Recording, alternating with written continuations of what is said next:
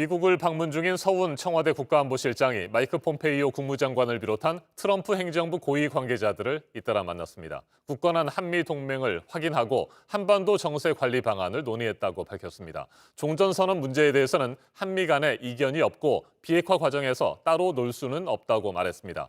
11월 3일 대선이 20일도 채 남지 않은 가운데 공화당 트럼프 대통령과 민주당 조 바이든 후보는 오늘 같은 시각 미국 MBC와 ABC 방송 타운홀 행사에 따로따로 참석합니다. 워싱턴을 연결합니다. 임종주 특파원, 서훈 국가안보실장이 트럼프 행정부 고위 관계자들을 만난 뒤에 그 결과를 한국 특파원들에게 간단히 설명했다고요? 네, 서훈 실장은 하루 전 로버트 오브라이언 백악관 국가안보보좌관을 만난 데 이어 우리 시각으로 오늘 새벽엔 마이크 폼페이오 미 국무장관을 만났습니다. 서 실장은 이딴 회동에서 굳건한 한미 동맹을 확인했다고 말했습니다. 한미동맹이 얼마나 깊이 있게 잘 관리되고 있는지 거기에 대해서 이제 서로 공감하고 한반도 상황을 안정적으로 관리해 나가느냐 하는 그런 문제에 대해서 이 깊이 있는 분석과 토론을 또 했고. 네, 종전선언과 한미 방위비 분담금 문제에 대해서는 어떤 이야기들이 오갔을까요? 네, 서 실장은 종전선언과 관련해선 특별히 깊이 있게 얘기하지 않았다면서도 비핵화 과정에서 선후 관계나 결합 정도의 문제일 뿐 따로 놀 수 없다는 것은 상식이라고 답변했습니다. 한미 간에도 다른 생각이 있을 수 없다고 강조했습니다. 방위비는 가급적 빠른 시일 내에 합리적으로 또 상호 수용 가능한 선에서 타결되는 것이 바람직하다며 계속 논의해 나가겠다고 말했습니다. 미국 대통령 선거 이야기도 좀 해보죠. 당초 오늘은 트럼프 대통령과 바이든 후보의 2차 TV 토론이 예정됐던 날입니다. 트럼프 대통령이 코로나19 확진 판정을 받으면서 결국에 무산됐는데 2차 TV 토론 대신에 두 후보가 서로 다른 방송사에서 따로따로 정견을 발표하는 겁니까? 네, 그렇습니다. 트럼프 대통령은 우리 시간으로 오늘 오전 NBC 방송 타운홀 행사에 참석합니다. 유권자들의 질문에 직접 답하는 형식으로 진행됩니다. 같은 시각 바이든 후보는 ABC 방송의 타운홀 행사에 나섭니다.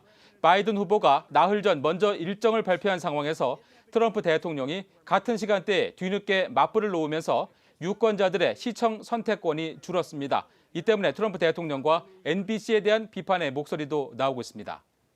자, 그런데 이번에는 바이든 후보의 캠프에서 코로나19 확진자가 나왔군요.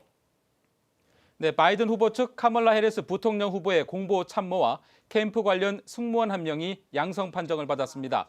이에 따라 부통령 후보의 유세가 18일까지 일시 중단됐습니다. 다만 바이든 해리스 두 후보와의 밀접 접촉은 없었다고 캠프 측은 설명했습니다.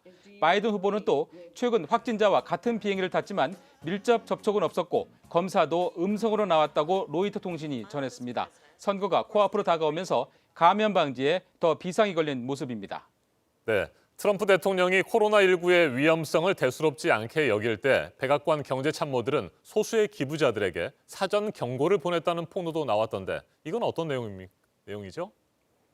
네, 뉴욕타임스는 지난 2월 하순부터 3월까지 이어진 미국 주식시장 폭락에 앞서서 투매가 나타난 배경에 백악관에 사전 경고가 있었다고 보도했습니다. 지난 2월 24일부터 4월 동안 보수 성향의 후보연구소 이사회가 진행됐는데 이때 토마스 필립슨 트럼프 대통령 경제고문과 레리 코들러 백악관 경제보좌관이 잇따라 지금까지는 바이러스를 잘 막았는데 앞으로는 모르겠다며 토로했다고 전했습니다. 트럼프 대통령은 바이러스의 위험성을 공개적으로 경시하고 있었지만 참모들은 부유한 기부자들에게 조기 경보를 보낸 것입니다.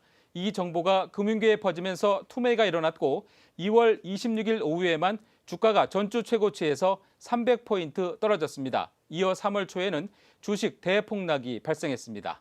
지금까지 워싱턴에서 JTBC 임종주입니다.